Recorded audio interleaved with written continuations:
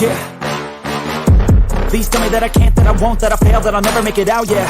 Please tell me all the bad, never good, fill my head full of every single doubt, yeah. Please say any negative thoughts, I pop off when I hear people say I cannot. I get off to the thought of proving everyone wrong, I won't stop to the top, so you better back off and get lost. I'ma stay loud, stay proud, never running out, never heading south. I'll be spreading out, call it word of mouth, can't put me down, I'll be getting loud. You can have your doubts, not what I'm about, have your fucking clout. It be raining now, I keep making sound, go another round, bitch I'm legend bound, can't stop me now. You don't wanna fuck with me, a slow burn like a disease. Just tell me that I can and I'll show you things that you couldn't believe. Just tell me that I can. Just tell me that I can. Just tell me that I can. Just tell me that I can.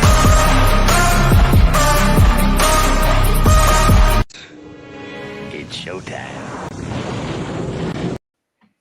Welcome to Friday Night Lights. I am your host, Mikey, and as always, riding shotgun. My boy Tommy, what's going on, brother? What is going on, Mr. Mikey? Happy Friday. Real quick, before we get this thing going, to everyone that's in the chat right now, give us a thumbs up or say go Bills or something so we know that this chat, the stream is live, because we're having some technical issues, not on our end, but our streaming service provider. So just let us know we're good to go on your end, please. If there's any problems, let us know as well. But it seems like right now we are live. So, I put go Bills. Mikey did it. Mikey did it for us. So Chris did too. Live. We are live. Yes, so, we are good. All right, it is live. I appreciate y'all, man. Yeah. So we got a big one this weekend, Tommy. Got a big one. We do. Another prime time game. We're the prime time Bills, baby. And we better be playing like it, because it hasn't been prime time Bills all season except for one game. And it wasn't even prime time. So. Right? Not only that, but, the Bengals are resurrected themselves. Oh, they sure have. They over have. The last few weeks. So it'll be interesting. Now they're, Tyler Boyd and Demar Chase tend to like to, need that extra fire, I guess. Yeah. I mean, I don't know where they got that from, but hey, more power to you. Use what you need to, I guess. Bengals are weird, right? They always start off like funky, like in the beginning of a season. They always start off a little rough, and then they turn it around. So they're winner of they won 3 in a row, so they're 4-3 now. Still in last place, but that's a division that can easily be taken over. I think they're one game back, right? Easy? I'm not sure. Easy. They're in the same. Well, they're right there. They're in the thick of things. Yeah, that's true. But they're right there in the thick of things. They could easily bounce back. And Baltimore has been a team that has done this before. So if I'm Cincinnati, if I'm a Bengals fan, I am not overly concerned about Baltimore right now. They're playing good, but Baltimore down the stretch seems to fizzle out. And the Bengals are the ones that usually start to, come alive at the end of the season. I mean, that's how I've been seeing it. I think it has to do with the quarterback health. At the beginning of every 100%. year, Joe Burrow isn't healthy. He never goes. Weird, right? He's never healthy. And then by the end of the year, Lamar's not healthy. So it's just kind of how it works. It's weird how that works, right? All off season, Joe's just bad luck, Joe. And Joe turns around and gets healthy, and Lamar's sitting on the bench. We'll see what happens. Oh, I like that one, C. Rose. I like that. I'm so scared to give these score predictions now. I'm not. I'm just these high score predictions. I'm just like, listen, I keep doing it. I keep doing it to myself. Last week, I think we found something. I think we found ourselves a little bit last week. And, every week that goes out, Josh gets a little bit healthier. You also have to remember, last week was the first time when we ran 11 personnel again. That's what we've been for the last 4 years. So, of course, the offense looked a little bit better. We tried to do something new this year, and it wasn't really working all that well. Yeah, that's true. Almost forced it a little bit. Yeah. And, Dawson Knox also was a little banged up, and maybe that didn't help either.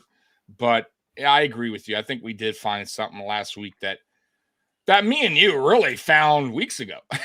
So it that wasn't we've been like, screaming for a I while. think they found it, but I don't know. Maybe Ken was like, "Hey, what's this Mafia Sports Report channel all about?" And then he listened. He's like, "Oh shit!" But here's the thing: We it's can not go just up us. tempo, you know. Yeah, it's not just us. Hey, But come man, on, make it just us. Right? Yeah. Oh, yeah, just us. They're watching just us.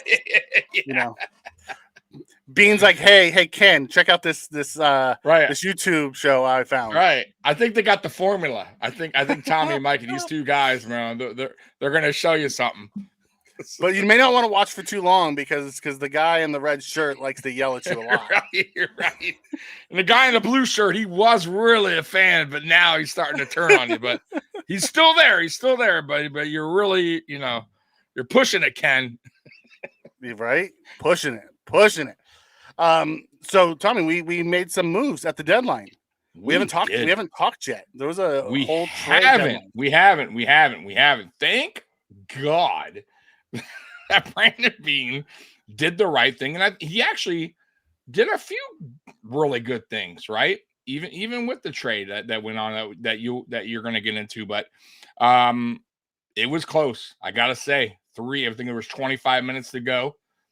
Typical Bean, wait for the last second kind of fashion.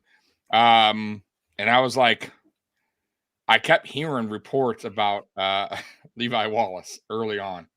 And I said, oh, God, no. Don't do it. Don't do it to me, Bean. Don't do it. And Mikey was just like, Mikey was so mad, yo. And and then the report came out, right? Rasul Douglas. And Mikey's like, all right.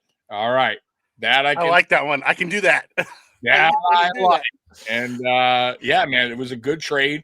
Mm-hmm. And got it, Mikey. It's almost like a freebie because that third rounder we got for free on the.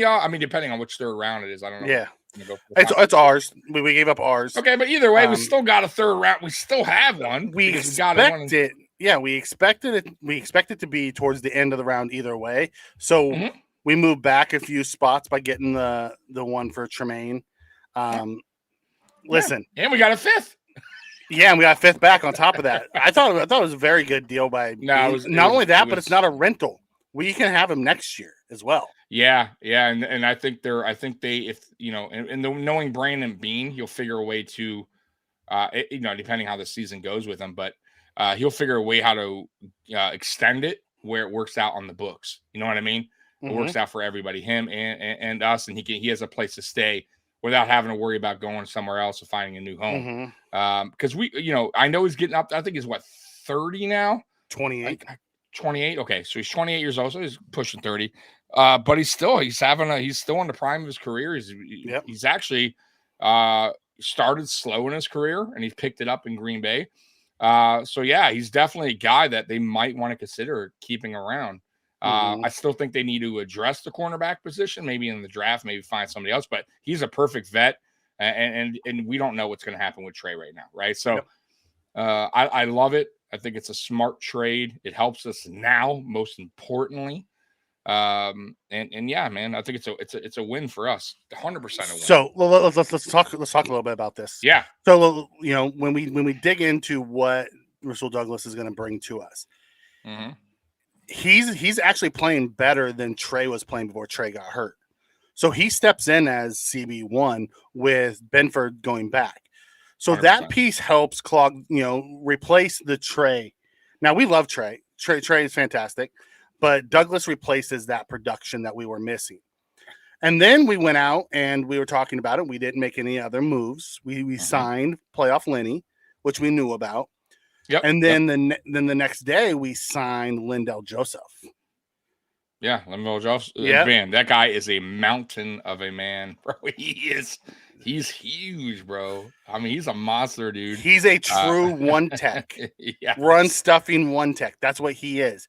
He played 8 games last year for the Eagles, and he played fantastic in his role. What he will be asked to do, honestly, I don't know if it will happen right away, but I see it being, Oliver and Joseph as the starters down the stretch, with Phillips and Puna coming in as the rotation guys. And I think Settle falls out of favor. He's played the worst of them all. I agree with that. Settle could end up being a game day inactive. He could be. Yeah. I'll tell you, Joseph, man, just looking at this film, that dude is a body mover, bro. Like, this is exactly what this defense needs right now.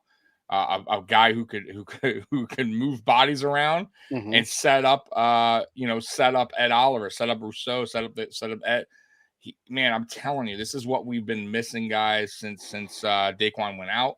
And I can't. If Daquan comes back, oh my man, geez, the sky's the limit with that line. So right. I love the pickup. You know, it was either him or Sue, but I gotta say, man, watching this guy's interview, watching this guy's tape, I'm good with. I like it. I like it a lot. I think this guy's he's another one of those guys that he's just proud to be in Buffalo. And I love that. Like, I love that out of rookies who's excited to be here. You could hear it in his voice. Like, he's just like, damn, I love this team. I've only been here 24 hours and I love everything about it. Like, damn, okay, bro, let's do it. And he's ready to go, by the way. He's like, hey, they need me. I got it. Let's do it. So I love it, man. So when we think about it, we've now replaced Trey's production in the secondary. We've now put another big body on the D line that's supposed to replace, Daquan. I don't think he'll be Daquan because Daquan was a really good pass rusher too, but I think it'll help shore up our run game for sure. Yeah. So, and then with the new dime set that we started running, we've found a way to manipulate our coverage and replace some of what Milano did. So I'm really excited about what this defense can get back to. And I'm hoping it starts this Sunday. I'm hoping we see Douglas and Joseph go this Sunday against the Bengals. I do too. I think they may, Mikey. I think they'll both be limited snap count. But I mean, they both seem ready to go. I think they spoke to Rasul Douglas, and he was like, "Hey, look, it's pretty much what I'm used to, like what this defense is. The only thing is, I think he was talking about wording, verbiage, or whatever that he has to get used to. Just different call sets, but other than that, it's the same kind of defense he's already kind of ran. So that's great. He can just fill in, and then same with Joseph. I think Joseph is exactly what you want from him. You want a guy to clog up the middle and stop that run, man, pretty much, man. And I think he's a vet, Mike. He's been around forever. I think, 2010, 2009, he was drafted, something crazy like that. So, yeah, he's not a rookie. He'll be able to step in right away. Spin, this is a great question. Why do we wait so long to bring in Linzel Joseph? Jones being hurt for a few games now, and Joseph's been available all year. Honestly, I think they wanted to see what they had in their defensive line. Yep. I also think they wanted to see what was available out on the trade market. And they looked and they felt, they went out and got a corner in the trade market, and then, Brandon Beane said they talked about defensive line, they talked about receiver, they talked about all kinds of different things for trading. And then it came down to, okay, how much money do we have left as well? Because we just, freed up some, and we brought in Joseph. I think the plan always was see what we have for the first few weeks after the injuries, and then fill in where we need to. I think that's the reason why we waited. Do I agree with that approach? I think I would have preferred Joseph in earlier because I've known what settle is, since last year, but they trust their guys. They give them more rope than they probably should. Everyone except Khair, which Khair's still on our roster, Tommy. We didn't trade him. Yeah, we didn't. I think it's just year two. They're not yet ready to get rid of him or give up, whatever, but he is on IR. I think it's an ankle injury he's having. But listen, I think with Khair, I think it's going to come down to this offseason coming up. He has to put the work in. He has to eventually understand McDermott's defense. Do what McDermott wants, and if he can't, then they have to move. Like we can't have this conversation again next season, some point where he's just on the bench again or whatever. So it's up to him. Really, at the end of the day, it's going to be up to Khair if he wants to put that work in. You get what I'm saying? So it is what it is right now. Listen, I don't think anyone's upset that Kyer is not playing, because we got a guy that's coming in that's a number one right now, that's playing really good. And Christian Benford's playing very good ball too. I thought last week he did a hell of a job versus Mike Evans. So that's a really good sign, guys. And now with Douglas being 1, Benford being 2, I think we all can take a deep breath and go, okay, all right, we can do this. You know, and even with Dane Jackson, I'm cool with him being on the bench there. I thought he was playing a little bit better than Kyer as well. So it is what it is, man. Kyer goes on IR. I don't think you'll see him even when he gets off IR, whatever that goes. They may even put him on season ending. Who knows how that goes? But yeah, I'm good with it. I'm fine with that. Spen comes in. Oh, by the way, we have a guest tonight, a special guest tonight, and we'll get to him in 1 second. But talking to Spen's piece, Raul Douglas and Norman took over 3 years for them to click. Listen, everyone learns at a different pace. You know, it's one of those things. And the difference with Norman and Douglas is they weren't first round picks, so everyone is expected. The expectation for Kyer is to be out there already. He's not. It takes some time. So be it. And I don't think it's a fact of him working, because Douglas said something about it for him too. He said it was about finding the right fit from a coaching to help him understand. And then that's where right. I think it's, you know, maybe this coaching staff can't get through to him. Maybe he needs to go somewhere else. We'll find out. A change of scenery that could always help. Yeah, coughing at the same time. Yep. So, anyways, we got a guest. Corey from Rally Towel Sports, a resident Bengals fan. Boo.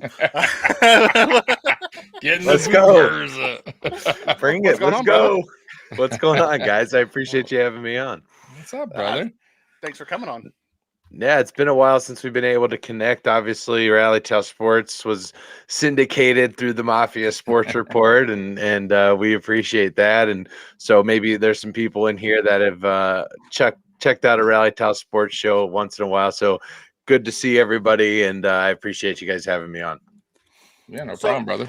So let's start with this, Corey. You know, looking at your Bengals, started off a little rough, but I really thought that was more around Joe Burrow's injury, because I mean, first off, were you surprised they decided to play him through that injury?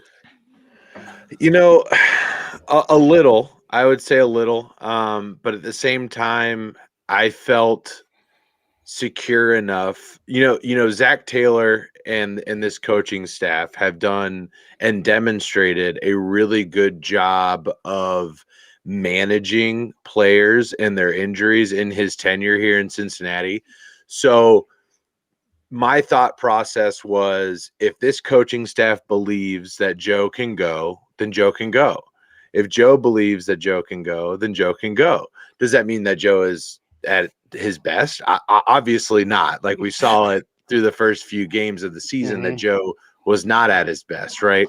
But I don't think that them putting him out there, inherently there's a risk when you take the field, right? Like there's a risk of getting hurt just by playing the game of football. Like we all understand that. But I don't think that they're like, this is going to, we're looking at an Aaron Rodgers or a Kirk Cousins type situation, God forbid, like knock on wood, right? Like that could happen to any quarterback at any time. But I don't think that there was really any kind of situation to where Joe was going to further injure himself.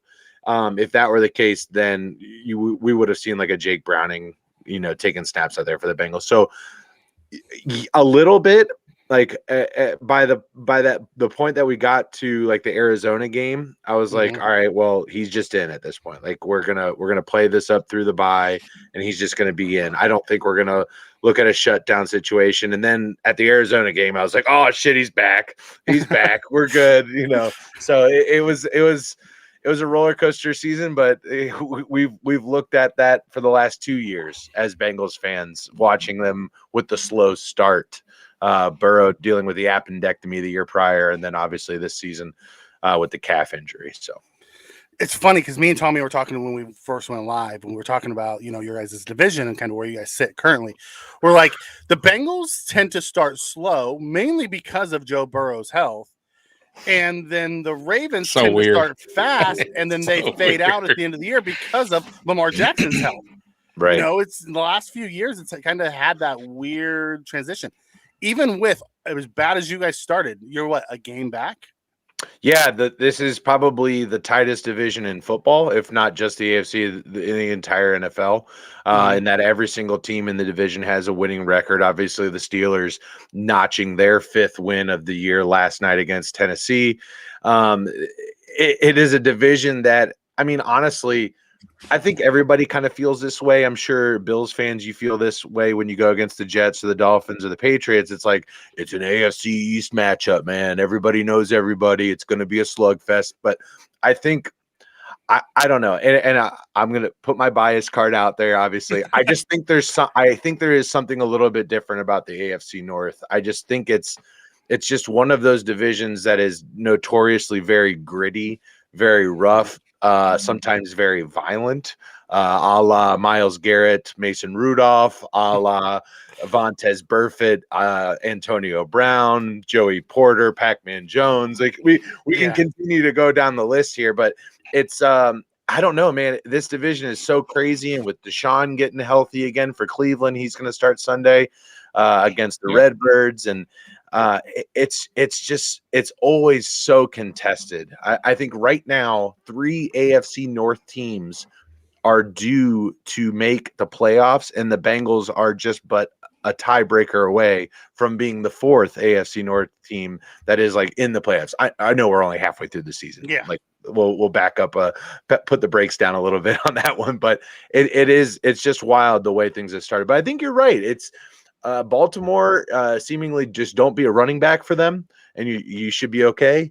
They have some kind of disease in their running back room. It's insane. OBJ, I don't know what the hell is going on with him and his hissy fits on the sidelines. But Lamar looks really good this year, man. You saw it against the Lions.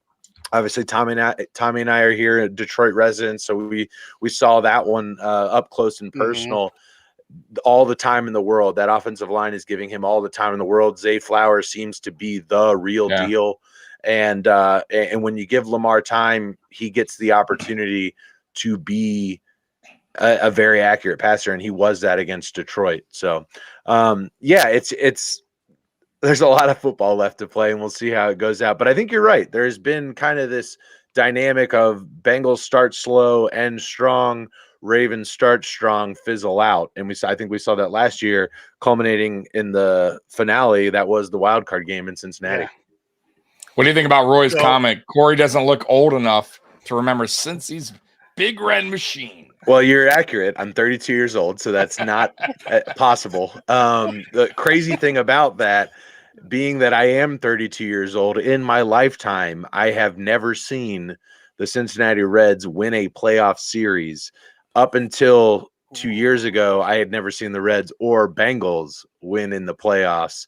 Obviously snapping that against the Raiders just a couple seasons ago on their Super Bowl run. So, yeah, man, I've been through. I think Bills fans, Bengals fans were cut from the same cloth. I honestly, we've been through some fucking pain, man. Right? 100%. And now we have our elite guys, and we're just like, come on, don't blow it. We need to get over that hump. Come on. Right. Yeah. You know, we just want it so bad. Just one in our lifetime. That's all of us want. Just one in our lifetime. Yeah. No, I absolutely. Just, please, God. I want, at this point, like, I'm 32, my dad's 65.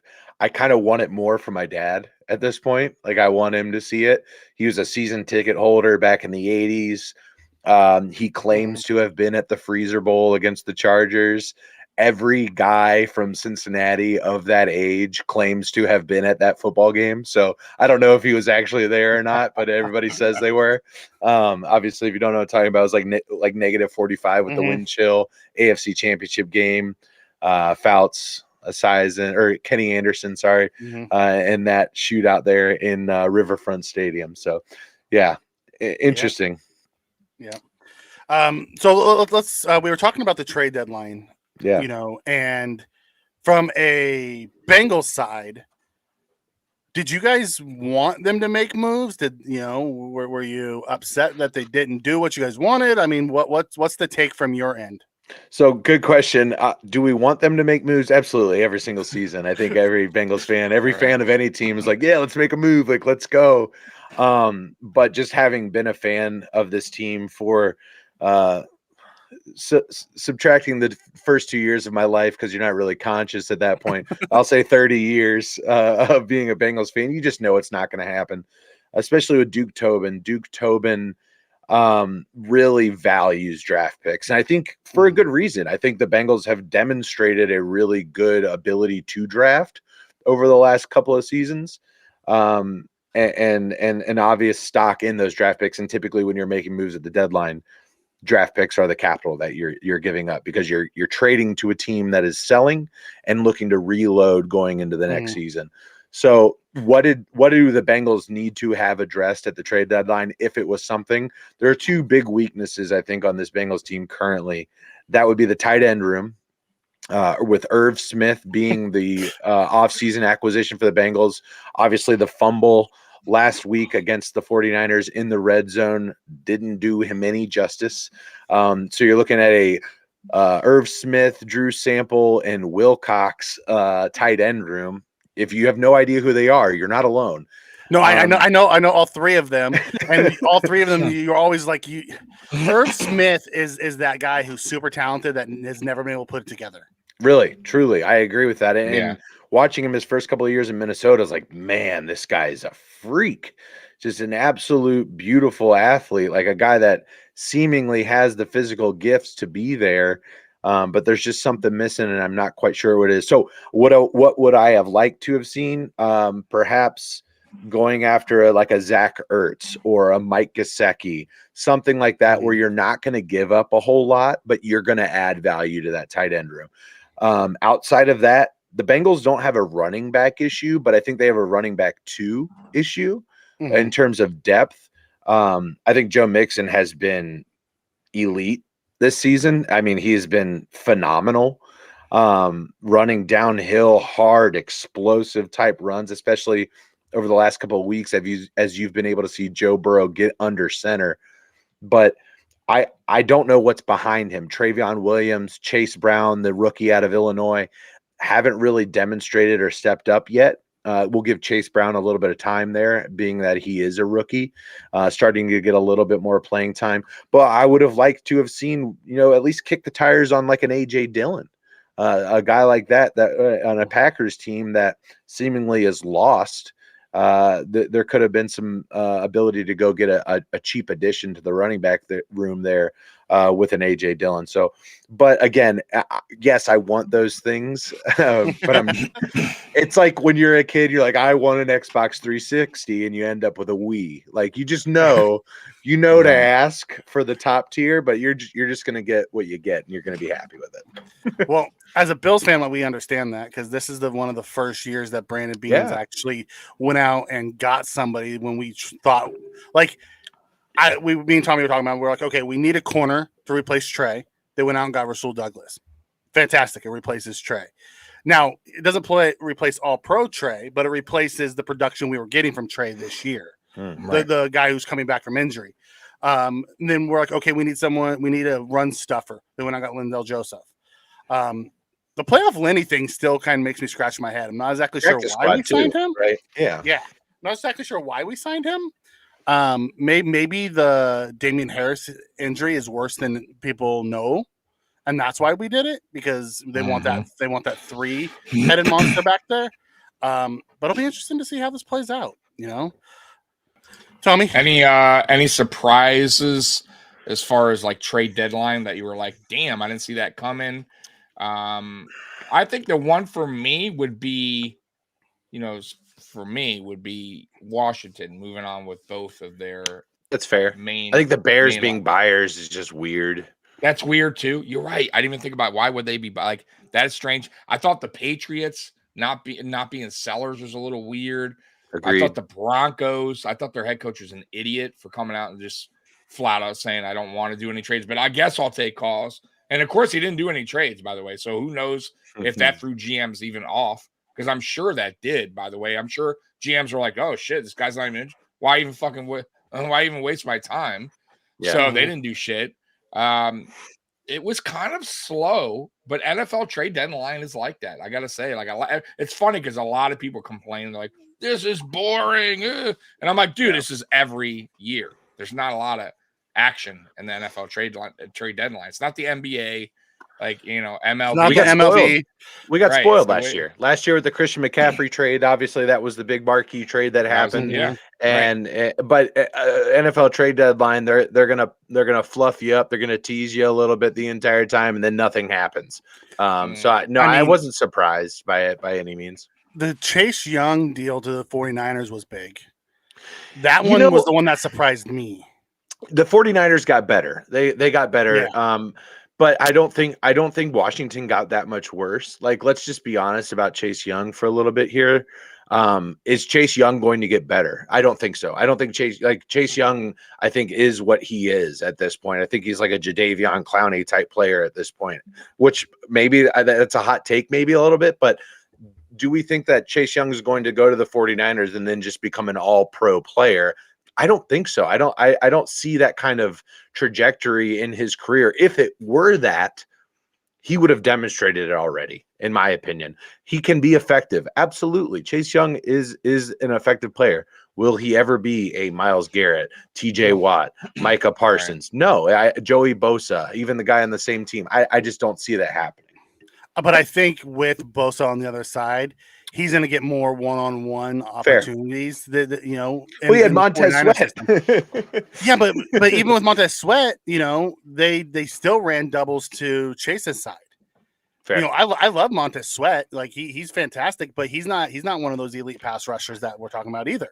Yeah, no, that's a fair comparison there. And just think about Montez Sweat right now as he's going to Chicago and watching Chase Young go to San Francisco. Right.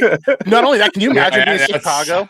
Can you imagine being Chicago, giving up a second for Montez Sweat to find out the Niners gave up a third for Chase? It's just insane. I don't understand. I just don't get the logic really. And it's almost like the same thing that they did for Claypool. I don't get it. I don't get the trade. I just don't understand it. Maybe it's just something to revitalize but here, let me phrase it this way. If you said in the 2024 draft in the second round you drafted Montez Sweat, would you be happy? Yes. I think you would. So would I be happy with the first or second pick of the second round? Maybe, yeah.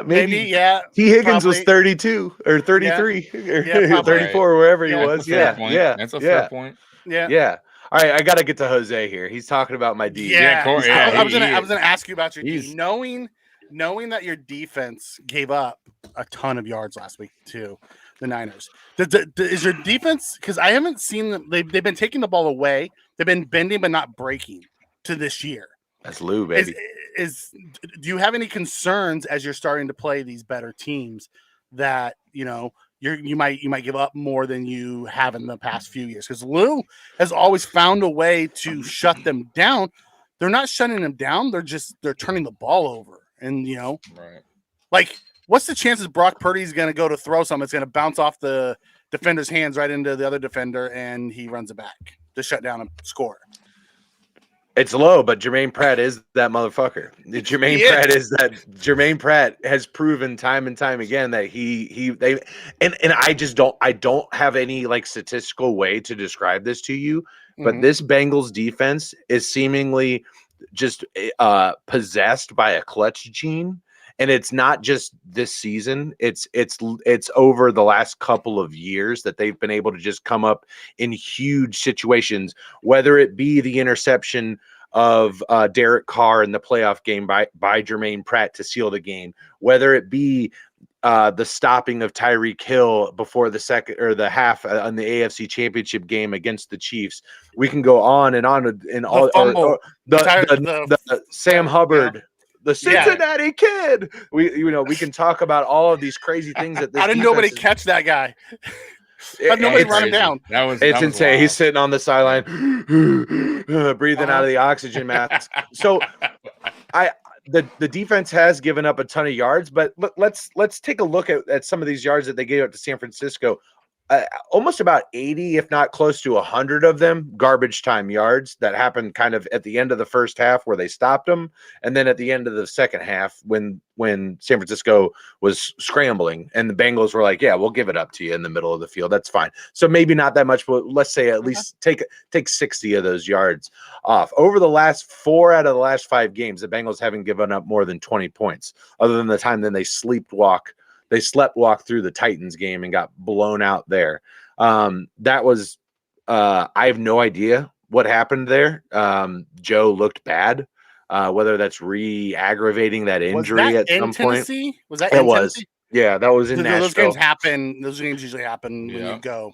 That's where it happens. That is, yeah. Sometimes those things happen, but no, I'm not worried about this defense at all. I think that up until I would say the first few games of the season, the run stop looked really bad. They looked really, really bad, giving up a lot of yards on the ground. Obviously, Nick Chubb week 1 and that slot fest in Cleveland. Then you head out to week 2 and Ravens and Lamar ran all over the Bengals. Mm-hmm. They obviously, ratcheted it down against the Rams and forced Matthew Stafford to turn the ball over. Also, the Rams didn't really commit to the run in that game whatsoever. Derrick Henry ran all over him against the Titans, but then you get to Arizona, you get to that Cardinals game. James Conner looked like he was going to get something going. He got hurt. He's out that game. Mm-hmm. You get to the Seahawks game outside of the first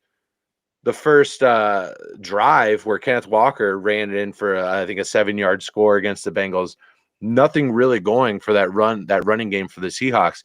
Then you flip it over to the San Fran game. Brock Purdy was the leading rusher. Christian McCaffrey didn't even break 60 yards against the Bengals, obviously continuing his touchdown streak there. Congratulations to him. But no, man, I think this defense has played phenomenal. I think in terms of linebackers, they've got probably the best duo in the league in Jermaine Pratt and Logan Wilson. They've got untested, but quickly proving themselves safeties and cornerbacks. Obviously Chidobe Awuzie, but then you've got the second-year player and Cam Taylor-Britt on the other side. The veteran in Mike Hilton playing that slot corner position. Obviously Josh Allen knows Mike Hilton pretty well at this point. And then you got a couple of young guys in the back there with Jordan Battle and Dax Hill, and then the veteran Nick Scott coming out of the Rams that they picked up this offseason to replace a Jesse Bates there. So they've played pretty well. There's not a lot of wide receivers that are going off on the Bengals right now. It's been early parts of the season. It's been the tight ends like Mark Andrews had a game against us. George Kittle had some explosive plays. In terms of offensive production, explosive plays are really the Achilles heel to this defense right now, giving up those big pops. And that's where I think the lack of the Jesse Bates and those new safeties, I agree, is probably where that is coming from, because Jesse Bates was an eraser last year for you guys. I think he leads the league in picks this year for Atlanta. Yeah, he's just an eraser. It's, I was happy to see him go. I was not upset that he left the AFC at all. To be perfectly honest with you, wasn't upset at all. So sitting from an outside perspective, when you're looking at the Bills, what concerns you the most with the Bills coming in? I think it's pretty simply put in Stephon Diggs, right? I think that this guy is an absolute magnet to the football. You saw it early on against the game in Tampa Bay. I looked at the over-under on Stephon Diggs receptions. It was 7.5. I was like, are you kidding me? It was a slam dunk. This is the easiest over I've ever taken in my entire life. And I don't know what it is about Todd Bowles and his refusal to cover the middle of the field, but they were terrified. I think they were terrified of the deep ball that the Bills are able to have there with this offense, and they just left the middle of the field wide open. And so you see a lot of these like post routes that Stephon, or these in routes that he was running, or even obviously Gabe Davis getting involved here on the offense. I will say though, just like a football fan, I love watching Josh Allen play football in general. As long as he's not playing against a team in orange and black stripes, I'm rooting for him to succeed. it has only been the last couple of weeks that maybe, due to like the hitch in his giddy up that's been happening, that I've seen him protect himself, and I couldn't be more happy. Like, Josh, go down. Stop it. It's like he's 3 yards beyond the first down line and then just vaults himself into the air. Like, what are you doing? I want to see you play for a long time. Go down, please. Yeah, he doesn't have that filter or that stop button. He's that kid that, we all had a friend like that was just fearless and crazy. Josh is that kid. But to be fair, though, this season, I will say, he's been much better at trying to protect himself a little better in these games. And he really has to, because he's still playing with an injury to his right shoulder. So really now is the time where, and I think he understands that. And you also see we're running him a lot less, but it's kind of also handcuffing him as well a little bit, because he's the type of player he likes to run. It kind of like gets his juice flowing. And we did that against Tampa. I think it was the first or second play of the series. So it just gets the offense kind of hyped up, gets him hyped up, but he also has to be smart with it. And I think he has been much better, in my opinion, this season with the sliding and getting out of bounds. I thought the first week when he was doing that, it was a little nonsense, but he learned a little bit. But the second week too, he tried to jump his buddy. Yeah, that was crazy. I think that was the goal line from like the 5-yard line. He's trying to jump over somebody. I have no idea what he was doing there, but he's been better. So to be fair, I think he's understanding now that he has to protect himself a little better if he wants to have a long career in the NFL. Easy win, Ravens life. I think. Wow. I don't think this is it. This is going to be battle. I do want to say something real quick. And by the way, Raven is he's a subscriber on here, so not respect for you, brother. I appreciate you coming on. But the Buffalo Bills in all their games, really even dating back for a while now, we don't relatively get blown out. So there's not a game, even if we lose, they're relatively close games. Like, we're in almost every game. Even this season, for as bad as we've played at times offensively, we've always had a chance. We've always had a chance in these games. Now go back and look at like a team like the Dolphins, who, everyone kisses their ass. They're the greatest. They're the fastest, and we can stop. They have 2 losses, both blowouts. Okay, one of them by us, and the other was the Eagles. So we're not getting blown out by good teams. We played the Dolphins, we blew them out, and the losses we probably should have won, but they were close. So this Jacksonville's Cincy game, a good team. Jacksonville's a good team. But still, you guys got. I don't understand your travel schedule in London. I didn't understand that. Like, by the way, NFL did us no justice there. No excuse, but that was shitty on the NFL to do that. It really was a shitty thing for them to do. It was almost like a test run. What do you mean by that? That they let Jacksonville be there for 2 straight weeks. Oh, like they didn't have to travel. I meant the fact that you guys didn't get there till like Thursday or Friday. Well, that's a whole different other story, Corey. So that goes on our trusting our plane tickets, bro. Right, trusting our sports media, our sports science team, who said, "Hey, we think it's best if they get there late," and then their bodies are. It's like, dude. That's why I'm riding the Dolphins. Have you ever traveled, Sean McDermott? Right? That was a disaster. But my point is, no, man. Like, anyone that's going to say the Buffalo Bills are going to go into a game getting blown out, not close, you don't watch Buffalo Bills football. Like, what's the narrative? What is that? The Chase and Boyd came out and said the Bills players were saying they would have won. Isaiah McKenzie did say that. Yeah, but McKenzie's not on the team. He's not. But he absolutely said that. Actually, if you go back and read, he said that they had, really what he was trying to say, and I think it just got blown out of proportion. It got misconception. What he's trying to say is, why didn't we run a route tree and have a game plan like they did? Which is he wasn't wrong. He wasn't wrong. He's like, we're running outs and comebacks, and they're running crossers in the snow. Why the hell aren't we running that stuff? And that was what he was taking a shot at our coaches on the way out the door.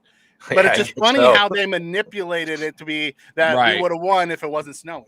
That wasn't Well, really what he said. Well, I don't. When you say they, I hope you're not referring to Boyd or Chase here. This is 100% a No, the media. media-fed The media question. Yeah, asked him. Yeah, I know. yeah. This is the media saying, "Hey, yeah. hey, Tyler, what do you think about Isaiah McKenzie's comment that they would have won if it wasn't in the snow?" And then what's he supposed to say? Like, what is he supposed to say? And if you go back to the game with the incident with Demar in Cincinnati, Yeah. I thought, and I you know, I'm not scared to admit it. I think that game would have had the same results as the playoff absolutely. game because you guys did these. That's what drives me nuts about my team, and me and Mikey can agree with that. It's like we played you guys for about a quarter there. You guys drove on us real quick, doing the same thing you did in the playoff game. The next series, you were going to do the same thing if it wasn't for the Demar. You guys were driving right down the field. We had no answer. We didn't adjust. Now, obviously, the game was canceled early, but Sure.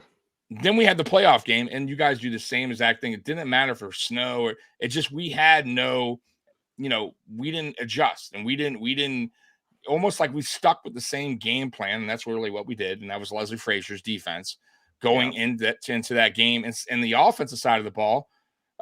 That's where I think we really struggled because we had Ken Dorsey was just caught up in his own ways and didn't realize like, hey, dude, like this is a playoff game. It's in the snow. You got to change it up. Yeah. And he didn't. And that's coaching. And that's why we lost that game ultimately. But it's mind-boggling. It's frustrating at times, but it is what it is, man.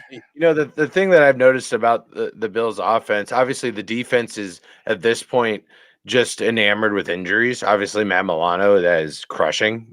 He is the heart and soul of that defense. He is the captain of that defense. And him being out, I think, is an obvious impact. I think we've seen that. The offense, the only thing that I've really noticed about the offense is just inconsistencies. And I think to solve that, I think you've got a really good combination in the backfield, man. I don't know why they don't utilize it more. I know what you've got in Josh. We all know what you've got in Josh. We all know you've got the horses on the outside to run the race.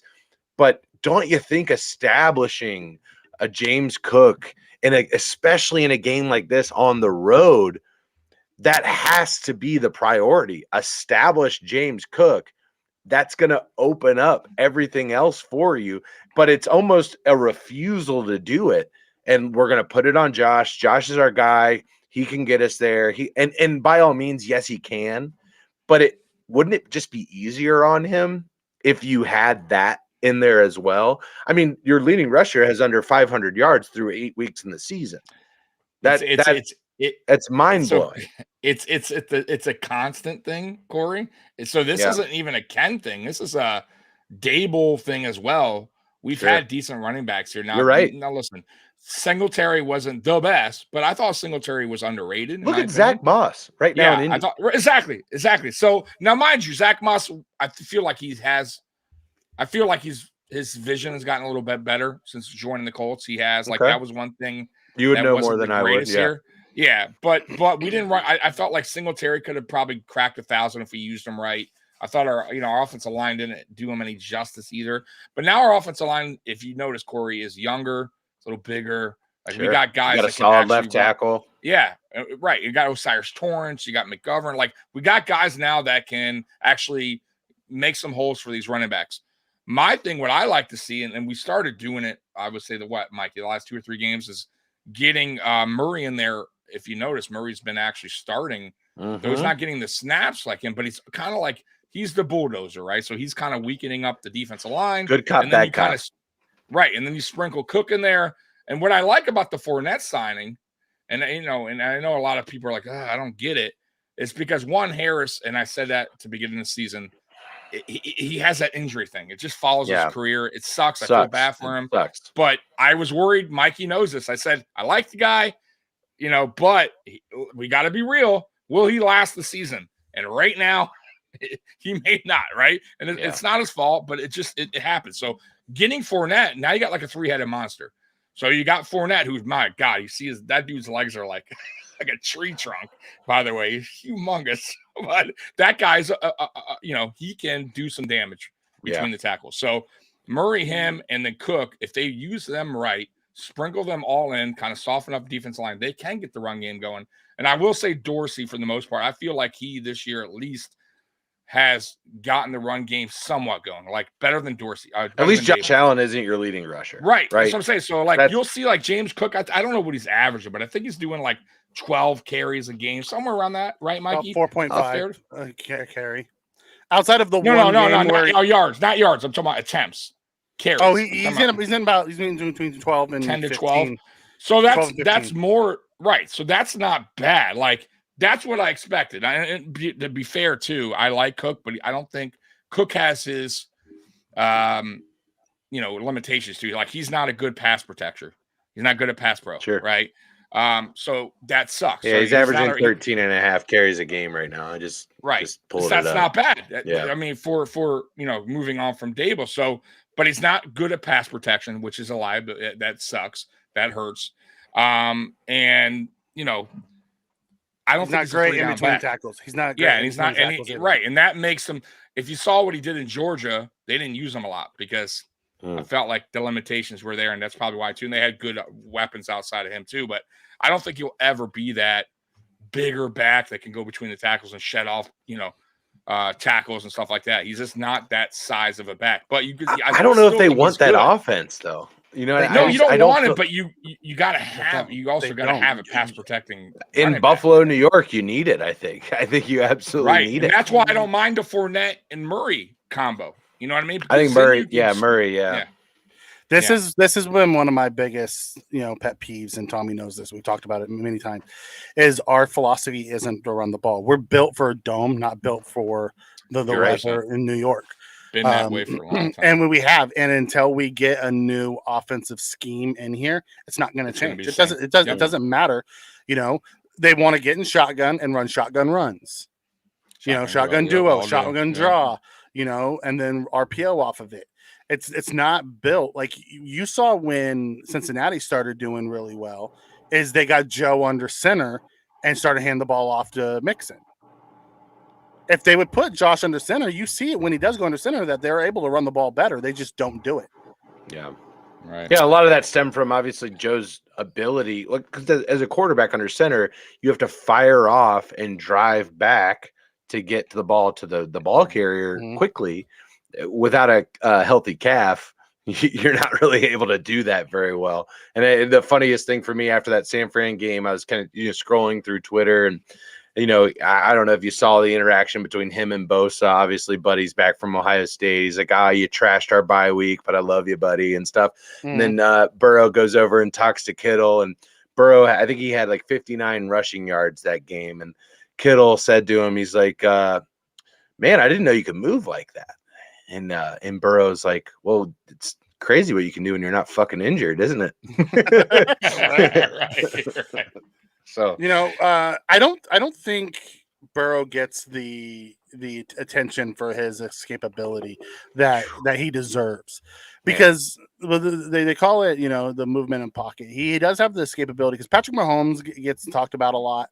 Josh Allen obviously with his running style, Lamar with his running style, but Burrow has the ability to get out and go too if he wants. Even Herbert. They talk about Herbert all the time with his running style too.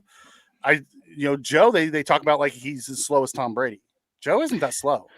He's not, and I keep talking about him like that because that's not who he is at all. In fact, like a lot of the times Burrow gets sacked is because of Joe, because him holding on to the ball and trying to make something happen, but. If you look over the last couple of years, who are the top sacked quarterbacks in the league? It's Joe Burrow. It's Patrick Mahomes. Go back a couple more years. It's Russell Wilson. It's Deshaun Watson at the Texans. These are guys who are better, or the magic happens outside of the tackles when they're rolling out and getting those kind of like schoolyard football type plays. And that's what you want them doing. You want them doing those types of things because that's where they're elite. That's where they will get you. They will find the opening, and they've got the arm to put the ball where their guy is going to get it. And that's just how that magic happens. So yeah, I don't know. I mean, again, bias card. I'm playing it. Yeah. I don't know if there's anybody in the league that gets more hyped after running a first down than Joe Burrow. Just and he's not that guy. Like, he's not like, yeah, he dresses flashy in the pregame. He smokes cigars in the locker room and stuff like that. But he's not a rah in your face guy. The interviews are very boring and everything like that. But in the moment is where you'll kind of catch the killer instinct, the Kobe gene, or the fire in there. Mm-hmm. I feel like that's Josh Allen too, believe it or not. I Like agree. Josh Yeah, Allen, go no. watch Josh Allen interview. Like he's a goofy. He'll like crack some jokes in there. He has like a little, but he's not like he's very.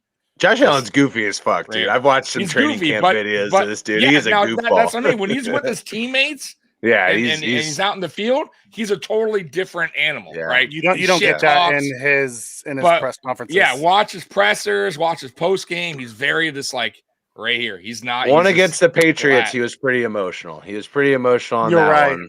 Yeah, he was pretty emotional. But I'm with you on that one. Josh is I love Josh Allen. I absolutely love his rise that he has taken on over the last, obviously through his rookie season when everybody's like, oh shit. And then he steps it up, and obviously completion percentage being the main statistic that we were looking at there. But I love Josh Allen. I think that he is an electric football player. He's so much fun and so good for football. I think Josh Allen for a top 10 pick was like one of the, like for quarterback wise, shitted on early, worse than almost any.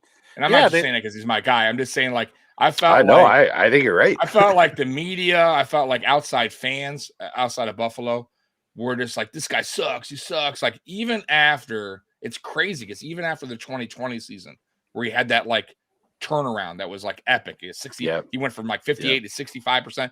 Even then, when that season ended, Mike, you remember? Oh, it was a fluke. It's not going to be this. And it's like, bro, like, when is this guy ever going to when can he just get that respect in people? And I think he's earned it now. They're not going to give it to him. I still think you're right, Mikey. I still agree. I think some people have. I will say some people have, though. I think most people consider him a top 5 quarterback. Yeah, in the league. But I do think, though, but there is some still hanging on to that. I can't wait for him to fuck up because I'm gonna just go see him. You see, right? I told. It's a lot of those FS1. A lot of those over FS1 do that. Full disclosure. I take an over on a Josh Allen interception in every single game. I take an over on it because he is like at like a 3rd and 8 situation. He's like, it's a punt, and he just chucks it up there, and it throws it down to the other team. Yeah, I mean, at this point, like, if you're a Bills fan, bro, like, it's he's your best punter. He's your best expected. Punter. Like it is expected, and it's funny. I don't know if you saw that, Corey, but the Von Miller interview he did, like, I think 2 weeks ago, was it, Mikey? When he was like, "Man, I came here like this job," like pretty much saying what we're seeing this year. This is not the Josh I came to love. Like, I don't care if that dude throws 6 interceptions as long as he's being him on the field, and basically telling the coaches secretly, but hey, unleash the guy. Just let him play. Let him be him because there is no other way. Like, I'm sure I get what you're trying to do, but look what's happening. Like, let the dude just be the dude, and you're gonna have to deal with the bad, but you're gonna love the good. And my biggest thing with that is, and I think maybe I'm not too too educated on it to speak to it, but I'm assuming he's alluding to the fact of him being a more conservative runner, and sticking more to the pocket and throwing the ball. I don't know if that's what he's referring to. And taking chances downfield, like just being a little bit more Josh. Little, well, after the Jets game, the coaching staff basically put the handcuffs on him. They said, "Don't run, take the quick pass, Right. check down, Take what check the down, defense check is always down, giving check down, you. check down, Right. check down. And so we were doing that, and he was playing with it. He leads the league in, in completion percentage. And yeah. our offense went to shit. Why? Because our offense lives and dies off of Josh Allen's big plays. And it's also just not a fun, like, because I know you don't watch your game, our games, like your games, but like me and Mikey and Bill's Mafia, we know what this, like, we know our offense, like we know how they get pumped up and excited for touchdowns and like when they're rolling. And it's just this season, it's just been been inconsistent. It's kind of going through the motions. Yeah, it's going through the motions, but no, the team's just not. It doesn't seem like they're having fun, right? And we've always had fun. This offense has always had a good time. Like Josh and Diggs and Gabe, like they're all doing their celebrations, and it's just kind of like they score and they're So if you saw last game, the first half, they kind of went back to going, hey, we're going to trust Josh more. Josh, go do you. And we scored 17. It was one of our best games since the Miami game, right, Mikey? I would say best game since the Miami game. Just kind of letting Josh be Josh, a little up tempo. And we're hoping to see that, more moving forward. But this game, unleash the beast. Right. You got to, man. You got to. You cannot hold back certain guys, man. I think Josh is just one of those guys. It's like you got to take the good with the bad, man. I know it sucks sometimes, but there is I don't think there's like a middle ground when it comes to Josh Allen, unfortunately. Like he's just that's who he is, All right, so let's hit on the let's do it. The injury report. So we'll start with the Bengals since we got our resident Bengal on. Davis gathers knee. He's questionable. Yeah, he's not one of your two starters, right? He's a backup. No, he didn't play last week either, so I wouldn't expect him to see him on Sunday. It looks like Joe Mixon had 2 full practices, so I'm guessing he's going to be good to go. Yeah, he's in. When did he get hurt? Rest. He didn't. It's a bullshit rest day in my opinion. Chest, right, oh, okay. Right. He went really hard in the weight room. And then Max, he was not, didn't practice. Yeah, he's a backup. He's a backup. Okay, so you guys are pretty healthy actually going into this game. Luckily, so yeah. The biggest, I think, Tyson Anderson. Obviously, he just went to the IR. Really cool story for Tyson. He's a 7th-round pick out of the University of Toledo. Really shined in preseason, so it's a bummer to see him kind of get put back by this injury. He's getting some special teams time and stuff like that. I think he had 3 interceptions in the preseason, so he's really coming on strong. So it's kind of a sad story to see him go to the IR. Hopefully, he's able to come back and get healthy at some point. But yeah, he has been moved to the IR at this point.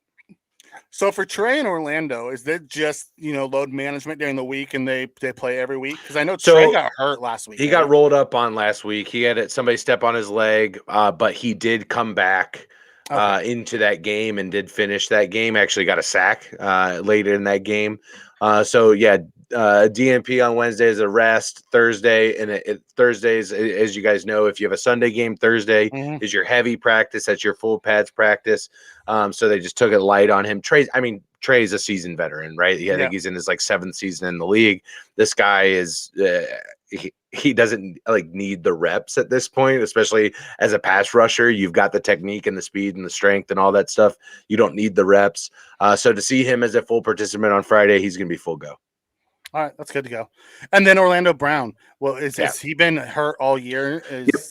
Yeah, so he was last year too.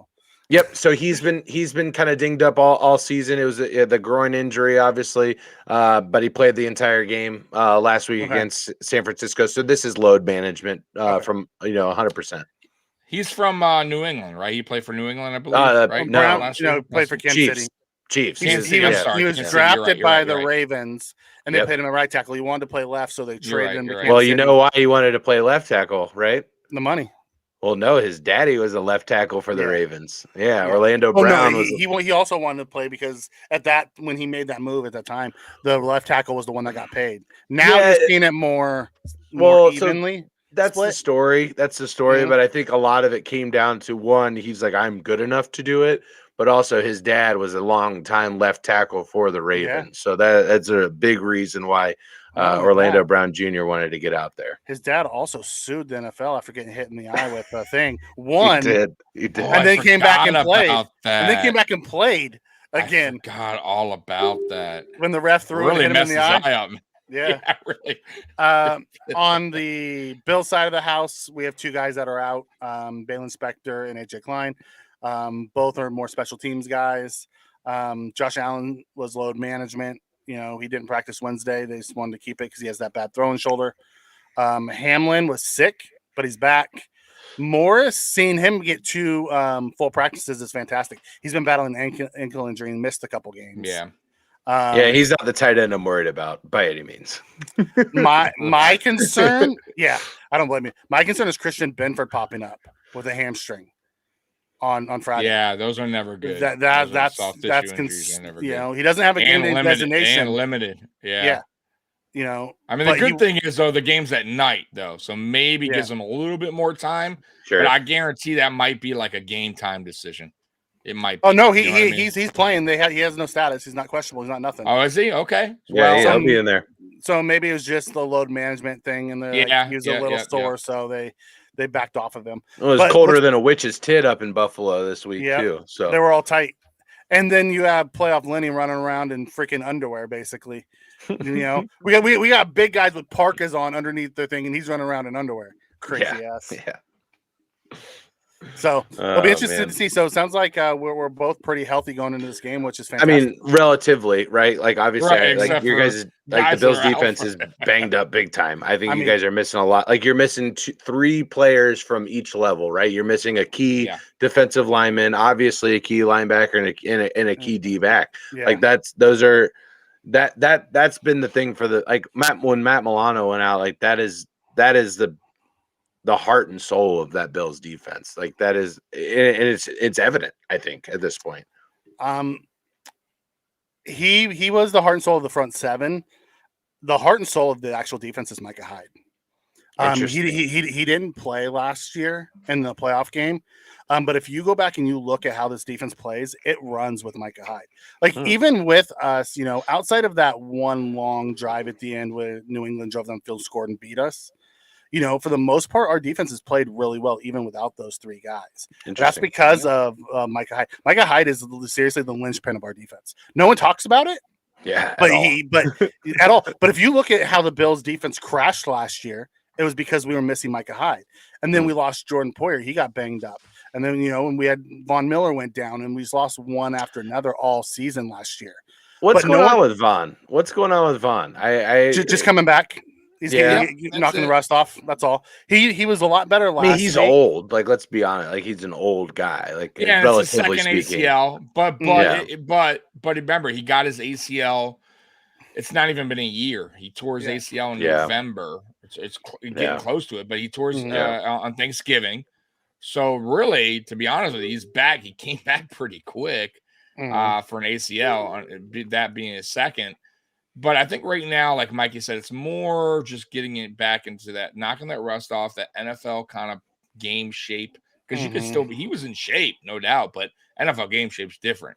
And you kind of saw it throughout the weeks that he's been back. He's getting a little bit more better. You can see the bend is there, which he's known for. Like that's starting to come around. Last week was the first time you saw that patented bend of his. And he was so close to getting to the quarterback last week. So you see it coming, and kind of like Trey White, right? Like when Trey White came back last year, it was like just levels. Each week he got a little better.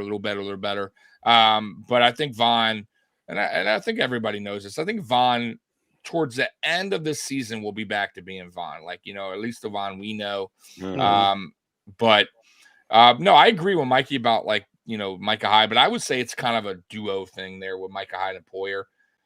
Just them two on the field together is just, man, I think them two on the field is like there's nothing that compares. They've just been on the field together for so long. They feed off each other. They know, like, they're the team, man. They've been here the longest, I believe, since 2017. They came in together. I love them both. And it just sucks because, you're going to eventually have to say goodbye because they're getting up there in age. But, man, Micah Hyde's still playing lights out. I think Jordan Poyer is actually starting to come around a little bit better, too. He had a little rough kind of start, to start the season, but you can kind of see his play starting to step up, too. They're having him do more going down in the box, which Mikey probably will get around to. But yeah, man, and you got to remember too, we got Terrell Bernard. Corey's been like our bright spot. So one spot going into the season when me and Mikey and a lot of Bills Mafia were concerned was middle linebacker and who was going to play that role. And Dotson was just not the guy, and we were just, man, we were shaking and hoping that was not going to be the case week one. And Bernard got to go. He had no training camp, no preseason. So we were all like, oh, what's going to happen here? What are we going to get out of this guy? And man, he's been a bright spot, bro. He's a ball hawk. He's a tackling machine. I love that dude. Yeah, I love that dude, man. And then, of course, we lost Matt Milano, which is huge. Love Matt Milano. And now we got to figure that part out, man. And to be fair, I don't think we are. I think we're just going to have to, like, there's no one's going to fill in Matt Milano's shoes right now. Like, we can't. There was no trade that made that happen. But we can make things happen to make it work. Right now, I think, like Mike is going to probably talk about Taylor Rapp, Jordan Poyer. Go ahead, Mike. Yep. So last week we found something new. So I think they've been the last few weeks, they've been trying to figure out how they're going to replace these guys, right? Because we lost someone at all three levels. So we're trying to figure out, play the game. Signing Lindell Joseph will help with the run defense. Trading for Rasul Douglas will help replace Trey's thing. But the linebacker was always the one. So last week we saw them institute a dime defense where they brought Jordan Poyer down as a linebacker. And we put Taylor Rapp as a safety. Kind of monster back style. Yep, and that went so well for us last week. So I think that's going to be something that we're moving. So we kept Tyrell Dotson on the field for first and second down, but in passing situations, we brought in that dime defense and we dropped Poyer down. Poyer played like a monster in that role. Yeah, I would not be surprised to see us go to that more and more. I don't think we'll do it right away because, obviously when you have a smaller linebacker, it's easier to run. And Joe Mixon's one of those guys you don't want to get him going. You want to find a way to shut him down early. If you can make them one-dimensional, you have a better chance. If Mixon gets going, it opens up everything for Joe. Really because then what they're going to do is they're going to have to bring blitzes and stuff, and they're going to have to play zone coverage, and Joe just picks that shit apart. You can't do that. You have to get in there and try to confuse them and reroute guys and things like that. So I'll be interested to see how much of that dime that they use this week, because I have a feeling that's going to be the key, for the Bills defense going forward as Jordan Poyer becomes that Matt Milano type backer.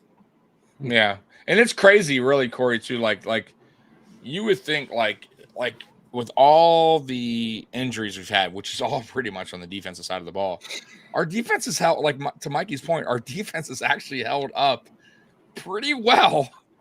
For the most part, throughout these weeks, since a lot of these guys have been out for a while now, it's our offense that is not helping the defense out.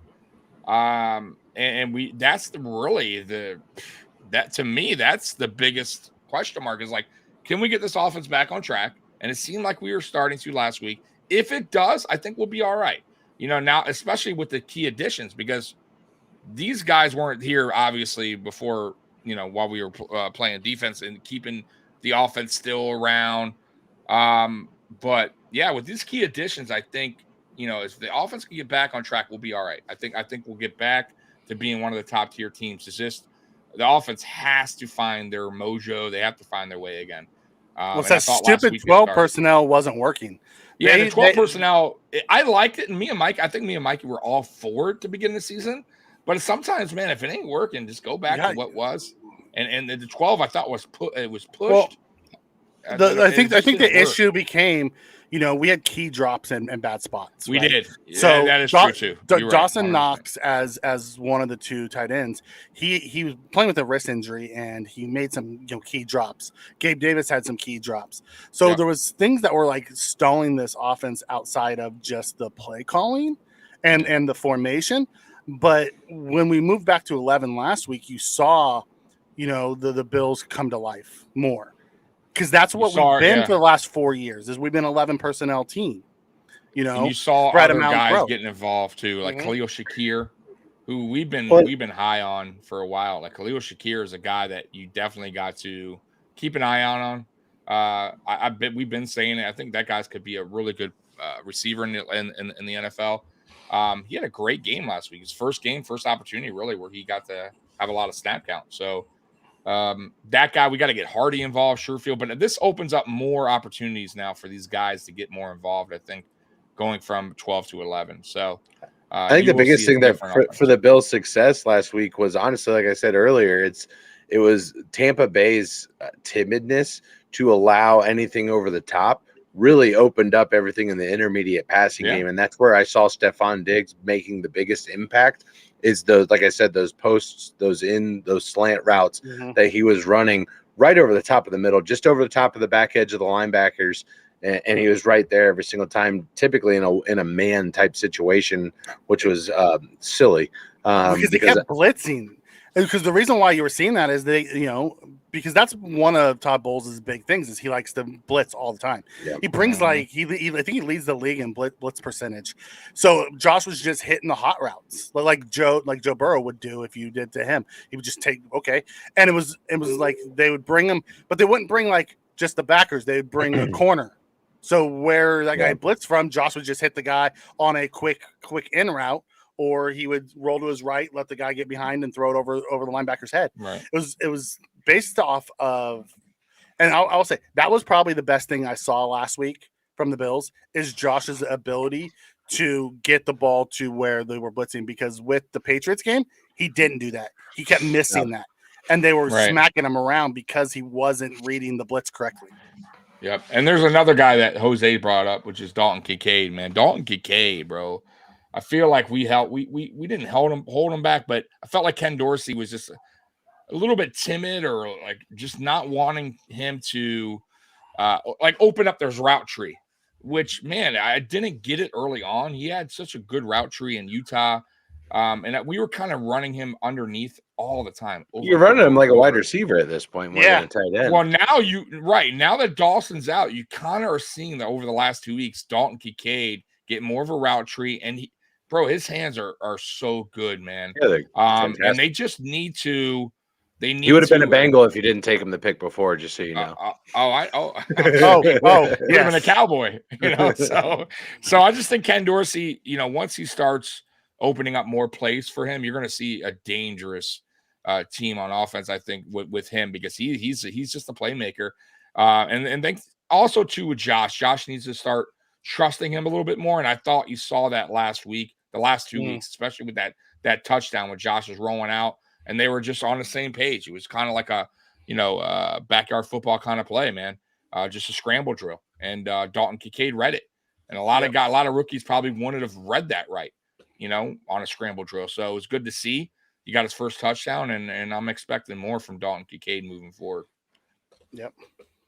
Yeah, phenomenal tight end. Like I said, there's a reason. I believe you guys traded up for him, if I'm not mistaken. Yeah, we jumped up over Dallas to get him. You jumped in front of the Bengals. Didn't you trade with Dallas to get him? No. We Dallas traded with Jags. So to 26 or 27? 25. We went to 25. 25. Okay, yeah. If you would have fell to 28, you would have been on the Cincinnati Bengals. I can't even imagine, Boyd, Chase, Higgins, and Kincaid. That's no. Yeah, that couldn't happen. That's exactly what Billy was saying, and he's like, "We got to go get him." People were surprised he dropped even there, because I agree. They projected him top 15. Top 15. Yeah, he was. I wanted Sam Laporta. That's who I wanted. Oh, he's so good. We talked about it. Man. We talked about it on Todd and I talked about it on Rally Towel Sports a lot. That just in terms of his route running. He might be the best tight end out of this rookie class in terms of route running. I don't think that there's any question that, at least what he showcased at Notre Dame, Michael Mayer's hands are fantastic. Obviously, Dalton Kincaid, what he showed at Utah up into the back injury, absolutely fabulous. But just Sam Laporta's ability to run routes and get open and get that separation. I mean, Iowa, man, they just shit him out consistently. Tight end you. It's insane. It's absolutely insane. And at this point, Sam Laporta might be the second best tight end in the NFC behind George Kittle. The only Dallas Goedert, obviously, being the person that you might throw in that conversation as well. But in terms of trade value in the NFC right now, I think Sam Laporta is probably at the top of the list. Yeah, crazy. because let's see. In the NFC, they have Kittle, Hawkinson, Laporta. Hawkinson Goddard. might be the only one, but I think that Hawkinson's contract still damn good. But still, you're talking about a rookie being a top 5 in their conference. It's crazy. Crazy. Tight ends don't usually pop till year 3 or 4. So top year 1 is nuts. Yeah, he's gonna break all the rookie tight end records probably. It's crazy. Yep, it's absolutely insane. The production that you're getting out of that guy. We'll see. We'll see what Kincaid continues to do, and if they continue to use him, you might see a second half spike for him as well. I mean, they've thrown to him 34. They've been targeted 34 times, and he has 30 catches. Yeah, you're gonna get that's fantastic. Obviously, you're gonna get a lot of Dalton Kincaid on a Jermaine Pratt, on a Logan Wilson. Logan Wilson, obviously, you're getting the battle of the Wyoming boys here with Logan Wilson and Josh Allen. There's got to be some kind of graphic that they do and some kind of Josh Allen, good, bad, the ugly, and their friends, Logan Wilson, which is the best boys. Part about it. Yeah, the best part about it. Jermaine Pratt calls Logan Wilson Cowboy. That's his nickname on the team, and so you're going to get that matchup. And then the other thing that you're going to get is potentially a Mike Hilton on a Dalton Kincaid, potentially a Jordan Battle on a Dalton Kincaid. Is Hilton big enough to play Kincaid though? See, that's the thing is everybody thinks Mike Hilton is this little dude. No, I don't think he's little, but he is like he literally is little, like he is, but he plays big, like I don't know if how much you've watched Bengals playing the Titans. Mike Hilton shuts down. Not earlier this season. Yeah. Obviously, they ran all over us. The 2 playoff games, or the playoff game and then the regular season game last year, Mike Hilton just laying the wood on Derrick Henry. This dude hits hard, and he is all over in terms of coverage. He's everywhere you want him to be. Hilton's the one from the Steelers, right? Correct. Yeah, I got him in free agency from Pittsburgh. Yep. Okay. I was just looking at the size difference. He's a fantastic cover guy, and he hits. I would worry about Dalton's ability to box him out. That's the only thing. 100%. 100%. And as a Mike Hilton, what you have to do in order to combat that, because as a slot corner, those things are going to happen, particularly against a Dalton Kincaid that gets lined up in the slot, or he gets lined up in the Y. So or any of those guys that do. Yeah, right. In the AFC, you're going to be going against some pretty good tight ends, especially one in your division named Mark Andrews. We see him twice a year. So as a guy like Mike Hilton, you have to be good at positioning. You have to put yourself in a position to be able to make a play on the ball.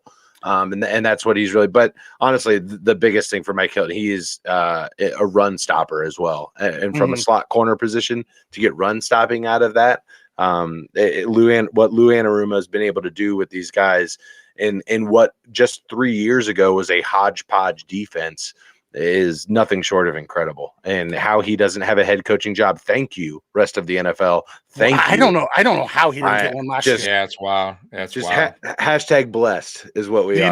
Right? I thought after we last year's game, I'm like, how do they not give him one? And then they didn't again, and I'm just like, thank you. It happened. It's weird. NFL's weird, but you got coaches in the Raiders. Like, what's his name? Like McDaniels. That guy's getting chance. Lou had his time. Like Lou had his time as a head coach. Like, let's not forget that. Like, he was a head coach at one point. It didn't work out very well in New York, obviously. So, found his way to Cincinnati, and he's been able to excel. Nothing short of incredible. So do you think Lou's more of a, because some guys are just coordinators by nature. They're not I hope. Coaches. I hope they give him another shot, and then he can peel him away. Go to the NFC, brother. Go to the NFC. Yeah. So real quick, the game, guys, right in Cincinnati. So last year, Demar Hamlin. So I have to bring it up because it's going to be talked about. Oh my God! They're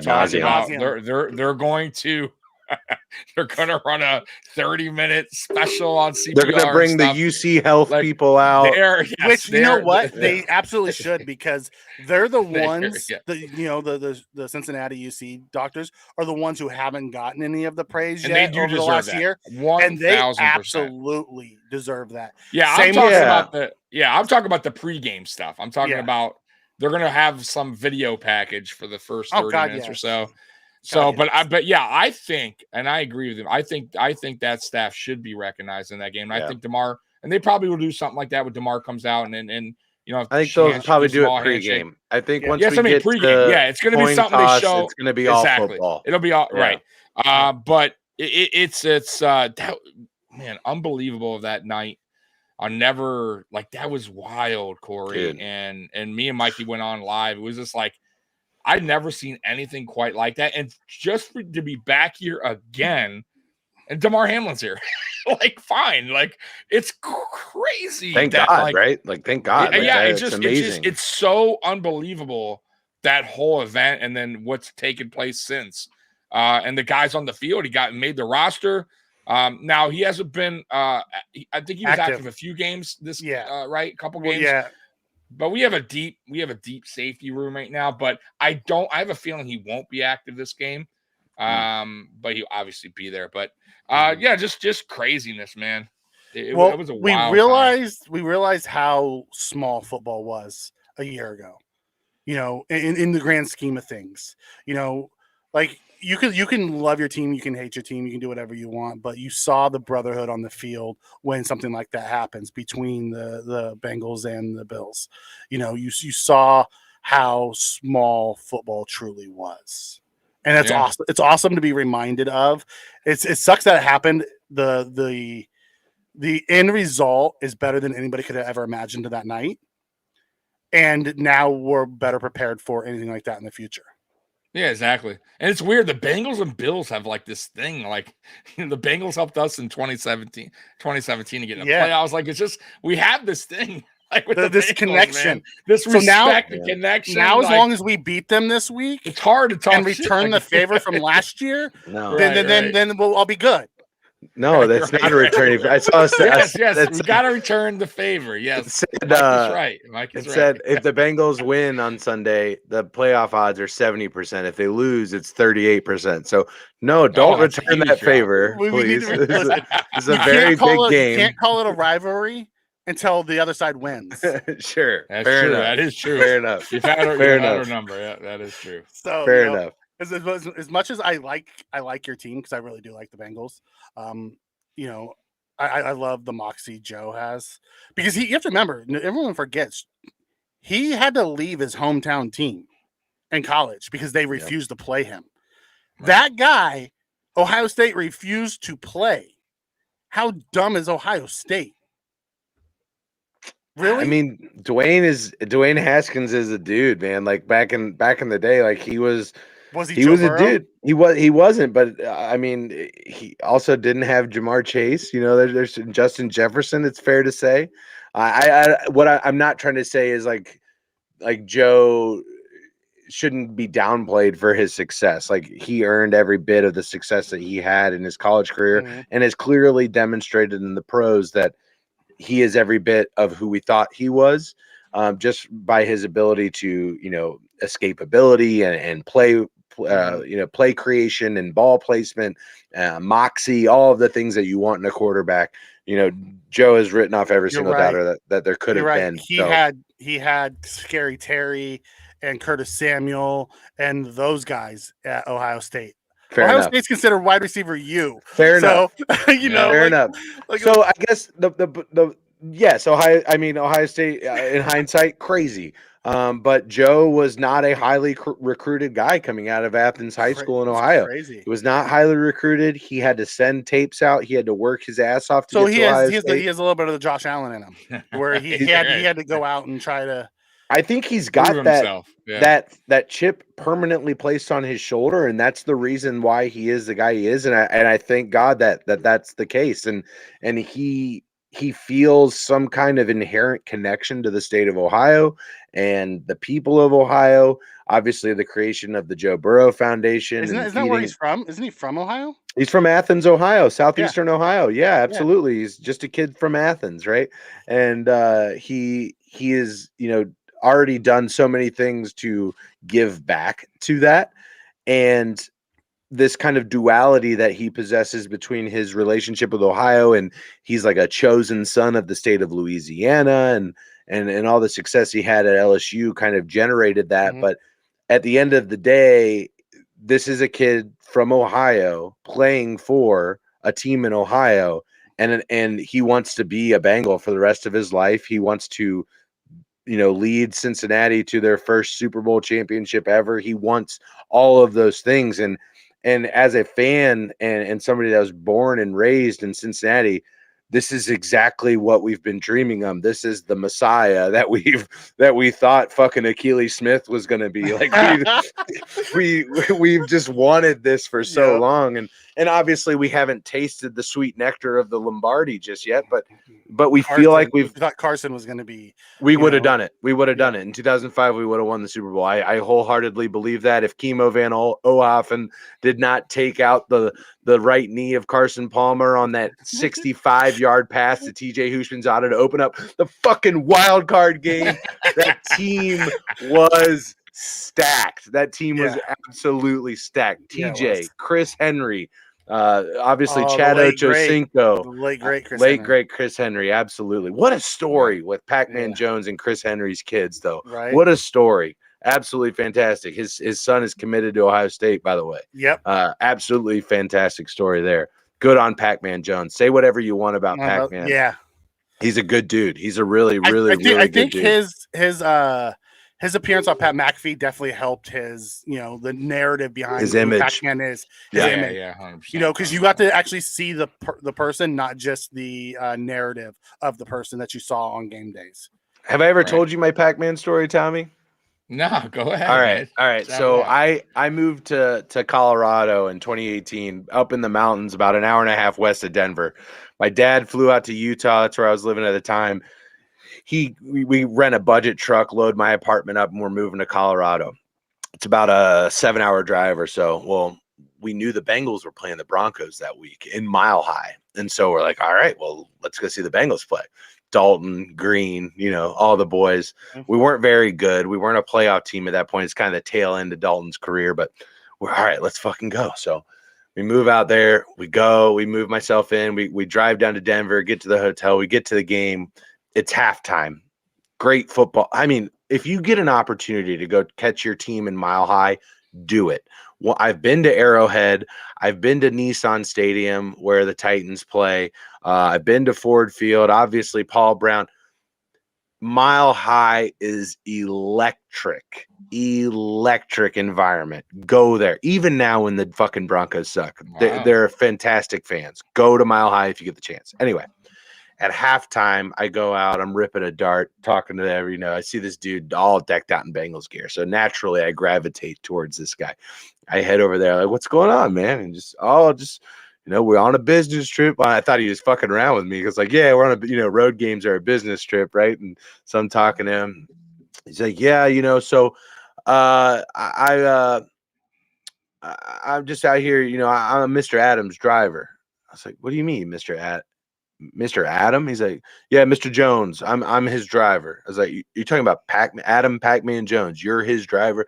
Yes, sir. Mr. Jones has some business ventures out here in Denver, that we like to check in on from time to time.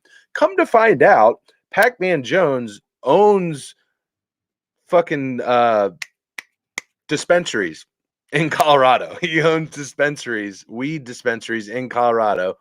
This dude opens up a vial, pulls out some of Pac-Man Jones' product, and says, here you are, sir, and enjoy some of Adam's hooday and enjoy some of Adam's product and have a blessed day. So Pac-Man Jones' driver hooked me up with a free nugget of the marijuana on the concourse of Mile High Stadium. It was absolutely fantastic. It's only in Colorado.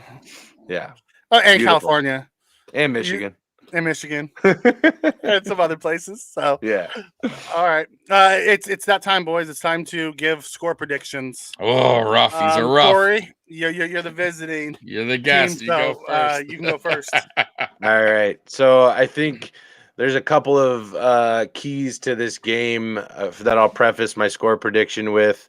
On the Bills side, obviously getting consistency from the offense, that's going to be huge for the Bills.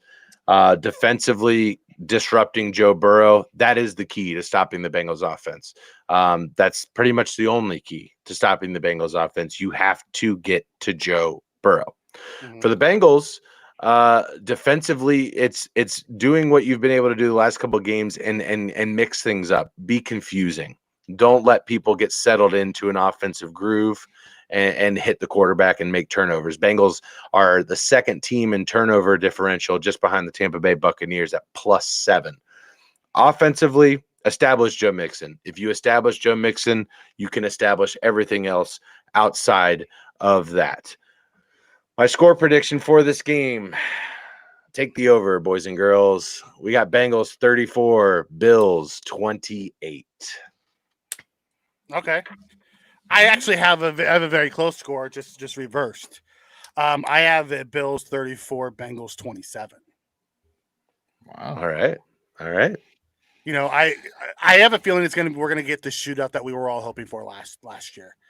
And as a Bills fan, I can't find it in my heart to not pick them to win this game. No, absolutely. You should take your team. Right. Take your team. You're right. Like, listen, It's way more fun when you take your team. it is, and I'll tell you, this is probably the best team we're going to play to this point. Like, I think the Bengals are one of the top 3 teams in the AFC. I truly believe this. I still believe it's the Bengals, it's the Chiefs, and it's the Bills. I know that the Ravens are doing all this, and I know the Jags are coming, and I know about all the Dolphins. But from top to bottom, from roster construction, I think those are the 3 best teams in football. They don't have the best records, but I think those are the 3 best teams. So I truly think every time we step on the field with either of these teams, it's a coin flip every time. Sure. So I'm going 34-27 Bills. Tommy? Yeah. Every time I say high score, it's like we scored. So you're gonna go. You're gonna go 17-10. 10 Bills, right? No, I can't. I just want Jose saying the Bengals are going to overlook this game. There's 0% chance they're overlooking the Bills. It's not happening at all. No one is overlooking Buffalo. I don't think either team's overlooking. No, there's not a chance. I think this is man, Mikey, this is tough. Okay, it's gonna be brutal. It's gonna be a NFC North type of game because they both need it for the playoffs.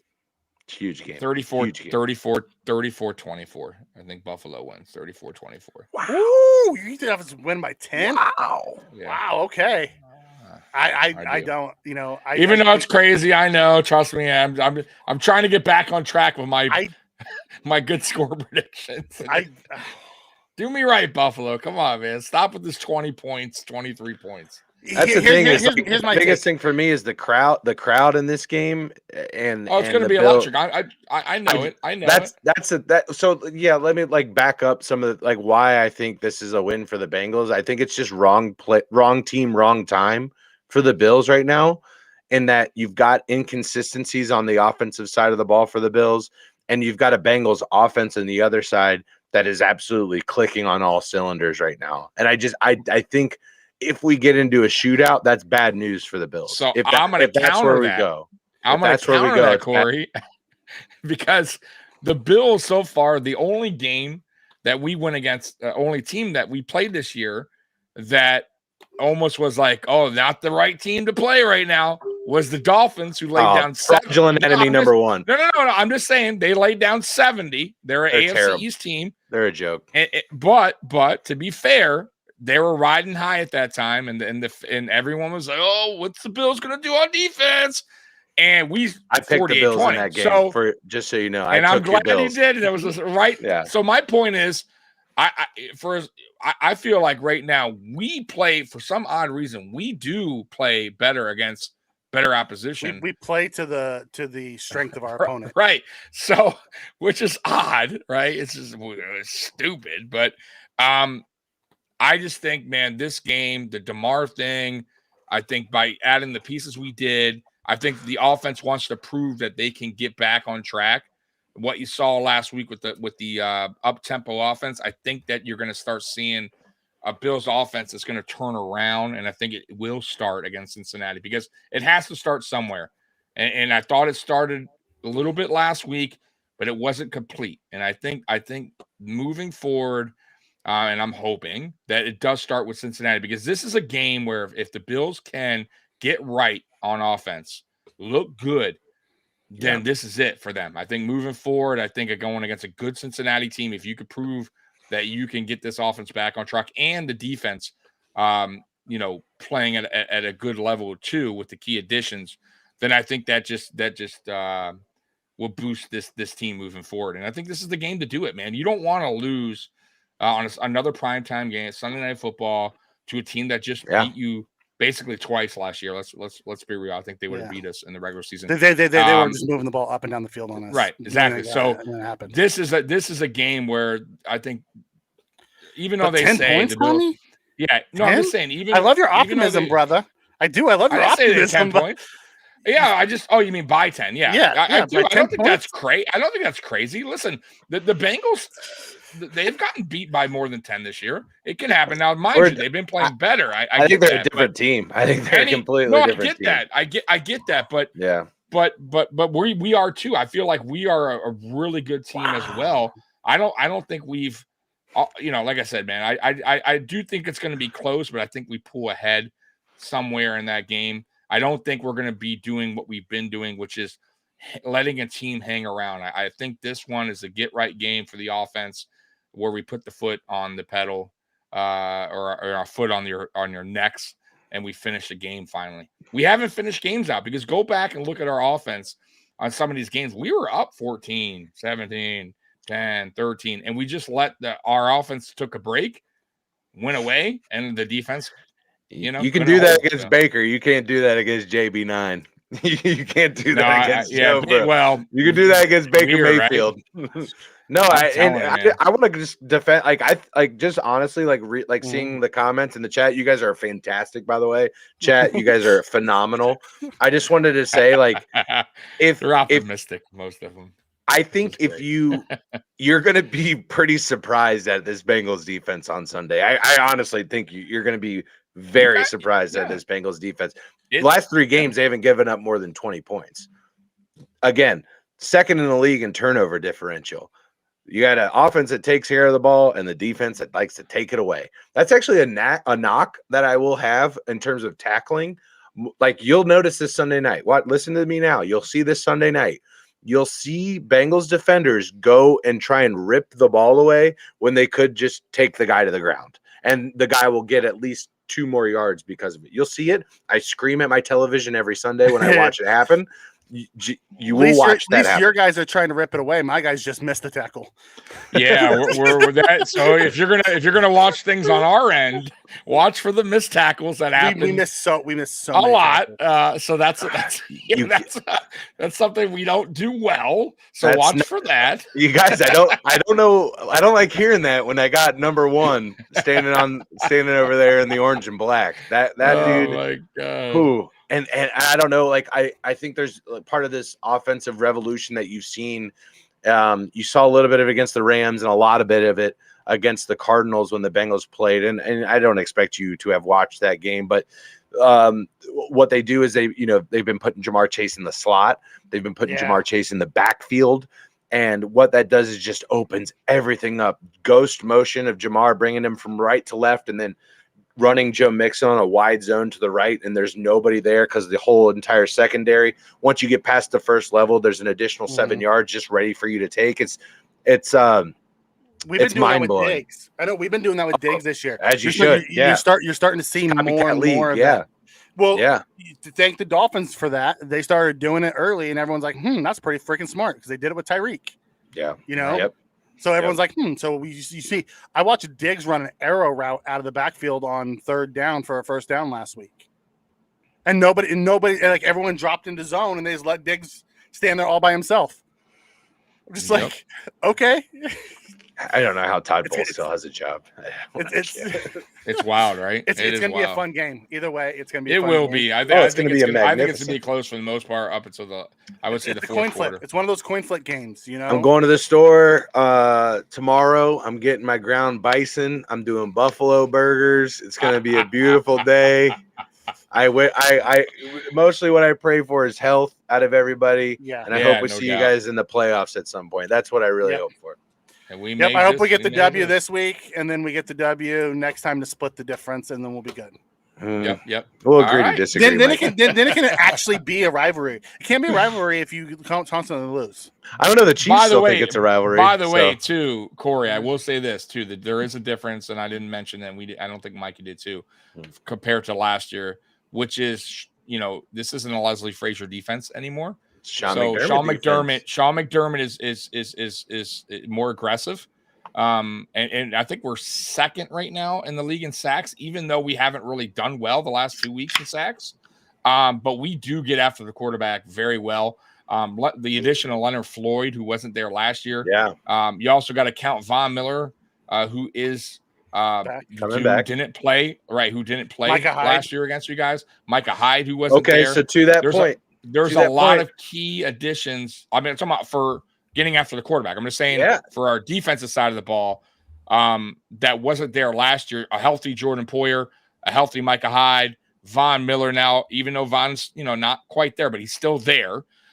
Gregor Rousseau, who's coming off a good year. By the way, Ed Oliver, who's playing lights out. So there's some key guys here that wasn't there last year, wasn't up to that. And also, too, you got to add in Terrell Bernard, who's having a really good season. So this defense is a little bit different than what you guys saw the first time around. And also, McDermott, I feel like he adjusts a lot better than Leslie Frazier. What? He doesn't play zone coverage.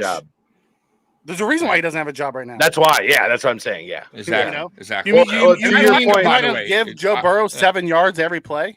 So to your point about people that you didn't have last year that you have this year.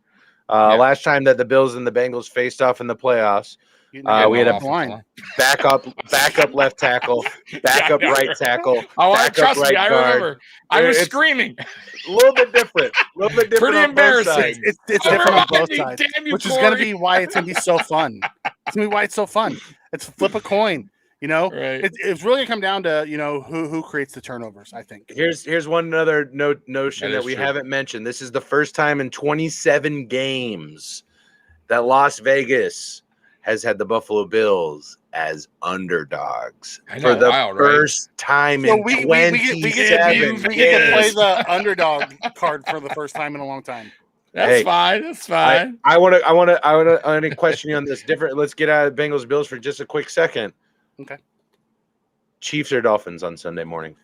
Ooh, that's my heart says Chiefs, but they didn't leave for Germany until today, and that's going to be a problem. What is with these teams? Stupid! It's so stupid. You don't the Dolphins have been there since Tuesday. The Titans did the same thing. Mike McDaniel's walking into fucking press conferences. Guten Tag. He's speaking German, walking into press conferences. The Chiefs just got there today. They're going to have a tired-ass walkthrough tomorrow. Yeah, they have one practice. I have a feeling, my heart says I want the Chiefs to win, but my brain tells me that it's going to be the Dolphins, and the Dolphins are probably going to smash them. I'm taking money line in the under. I'm taking money line in the under. All right, so I'm going to go different, even though I agree with you both. It's how retarded to get out there that late. Like, you don't realize what we... Did you not watch what the Bills did earlier and they slept walk? Let me just comment on the Dolphins real quick. I think they are the most fraudulent team in the NFL. They're bullshit. So that's why I'm coming at this. So even though the Chiefs are getting there late, right? I will say this: the Dolphins have faced two opponents that were good. I'm going to be real. And they've both been blowouts. Yeah. Can you imagine? Listen, they've both been blowouts. They're going against a Chiefs team who's a good fucking team, great Hall of Fame coach, the best quarterback in the league. Let's be real right now, right? He's still the best. Yeah. They still have the best tight end in the league. They're a good team. That's a good team. When they're clicking, they're almost unstoppable. Almost. Great. I think the Dolphins once again go against a good team and they shit the bed. I think once again on short rest that'll be short beautiful. Rest, I think the Chiefs still beat the Dolphins because the Dolphins really haven't proven to beat any top team that they faced yet. They've gotten blown out, so I think the Chiefs beat them. I don't know if it's a blowout win, God, I hope so. But I think the Chiefs do win. I do. I think Andy Reid is a better coach than McDaniel, obviously. Oh, And I think you're setting me up perfect, Tommy. You're setting me Yeah, up and perfect. I I'm think about to win over a lot of Bills fans right now. I think he'll have the recipe for that team. He'll have the answer. He ain't gonna let Tyreek just run downfield. I just think knows Tyreek better offensively, than him? I think offensively, the Chiefs are going to wear down the Dolphins defense because I don't trust the Dolphins defense. Just because you got Jalen back doesn't mean that your Yeah. defense is better. And they've given up way mad points to good teams. So good offenses. So no, I think the Chiefs do win this game. So I'll just say this. I think the Dolphins are going to win solely based on the fact of arrival time in Germany. That's the only thing that I'm basing that off of. If this is a game in Miami or in Kansas City, I'm taking the Chiefs. That said, I think, like I said, Dolphins are going to win Sunday. That's my prediction. What is the deal with the constant fellatio that is happening to Mike McDaniel every single day, every single week? At what point did this man become a fantastic coach? I have no idea as to why we have crowned Mike McDaniel. He's the next Sean McVay. This guy is going to be one of the great Bills fans. This is where you're going to start to love me again. This is where I'm gonna win you back right here. Mike McDaniel is the most overrated fucking coach in the history of the NFL at this point, in my opinion. It's insane that at this point we're putting this guy so high up on a pedestal, and he's won 0 playoff games. He has mismanaged a quarterback with a concussion so bad that they went from 4-0, hottest team in the league, to crashing and burning and putting some fucking rookie out that probably isn't even on a fucking roster anymore and getting blown out in the first week of the playoffs. I have no idea why Mike McDaniel, who has Jalen Waddle, Tyreek Hill, is just, look at this offensive mastermind. My fucking 5-year-old daughters could put an offensive game plan together with Tyreek Hill and Jalen Waddle. I don't need to hear about how elusive this team is. Stop it. Just stop it right now. They're not as good as the scores are indicating. We're going to see it again when they get bounced in the first round. They're the AFC Cowboys at this point. That's what they are. They're the AFC Cowboys. The Dolphins are a trash organization. They are a dog shit organization that has done nothing in 50 fucking years. Nothing. They have done nothing. They're irrelevant. Here's the thing about the Dolphins. They have really fast guys. Listen, you saw what the Chiefs did when they had Tyreek. Here's the only difference of what he did when he was with the Chiefs versus what he does with Miami. He moves them around a little bit more.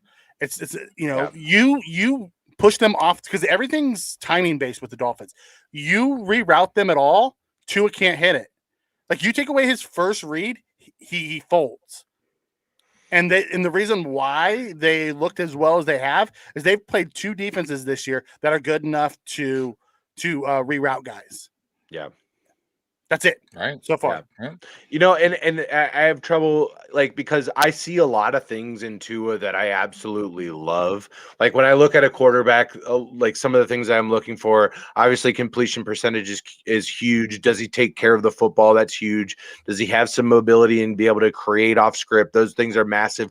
But another thing that I really look for is, do you have the 3 tiers of throws? And what I mean by that, obviously the first tier, I'm looking at the deep ball. Tua obviously has the arm to throw the deep ball. Do you have the check down? But the one that I really love the most, the one that is so artfully done, the one that when you look at like a Tom Brady or a Peyton Manning or a Drew Brees specifically is the one that I think of the most, is that kind of feathered throw, that layered throw to where it drops over the first line of the linebacking core right into that sweet pocket. And I understand the hate that I've just given to the Miami Dolphins as an organization. Tua has that. He has that ability to make those throws because I've seen it. The only throw he doesn't have is that deep out throw. The deep, and it's hardest throw in football. It's the outside the numbers throws where Tua struggles the most. You let him throw it over the middle, he has every throw that you can want. Yes. You force him to throw outside the numbers, he's usually a little late, and he doesn't have the arm to drive it like the Joes and the Allens and the Mahomes and the Burrows, to where you can get out there and get him. That's usually where he gets picked. Yeah. Yeah. Yep. Yeah. Yep. Fair critique. Everybody has something. Every quarterback has something that they're deficient in. Mm. You know, I everyone just has don't know one why. Yeah, I don't know why more teams don't bump play more their- physical at the Yeah. play more physical with that They're team. scared at the they're line. going to get beat Once over the you top. yeah once you get them off their routes, like disrupt them a little bit, they're off. That's it. You've solved the puzzle of the Dolphins. It's not that difficult. I think when teams play that stupid soft zone, that weird funky soft, you're giving them all that space, they will eat you alive, man. Like there is nobody as fast as Hill, man. Hill is electric. I think fast, McCole Hardman's faster. Actually, I saw a race. You think I don't know, man. Is he as good of a wide quick. receiver? No, Yeah. he's not as good of a wide receiver. They're close. I think I'd have to see him. Tyreek's ability to start and stop at the same speed is what makes him so Right, that might great. Almost It's as that good as acceleration. Yeah. But yeah, man, I agree, man. I think what almost as good as the joystick. Yeah. I think McDaniel's a decent. I think he's a good OC. I won't even say decent. I think he's a good OC, but a head He's coach. a good head coach. I think head coach. I think he's I think he's full of himself. I think he's loving it. You know what I mean? I think he's definitely full of himself. But he's the kind of guy that's never gotten hit in the face before. You know what I'm talking about? This is the dude that's never been punched right in the fucking mouth before. That's what Josh McDaniels is. Just a dude that he probably, I don't know his upbringing at all, but it just seems like a dude that's just gone through life, made jokes, been the short little funny guy his entire life, and no one ever took him seriously enough to punch him right in the fucking mouth. That's what Josh McDaniels reminded, or excuse me, Mike McDaniel reminds me. Yeah, it's going to be interesting. Actually. They still got to play us again. They got KC. I don't know what other games they got coming up. That's on their on the schedule, but they got some decent teams coming up, man. So it's going to be interesting to see how they. We find out in January. I think KC is if KC wins, I think they stay at top. Because it also depends on if the Ravens win as well. Jags, man, we're not talking about Jacksonville, man. But if Jags if KC wins, they beat the Jags, so they have the tiebreaker there. So they would stay on top of them. I think it comes down if KC wins, I think they stay on top. Based Josh off Allen for Jacksonville is he's so man, good. He's so good, dude. He's a beast, man. Yeah. It's crazy. All right, Tommy, both seven picks. I got to bounce. It's been fun, guys. It's been fun. Chat, I love you. I'll be back tomorrow for Fantasy Kingdom at 2 p.m. Eastern.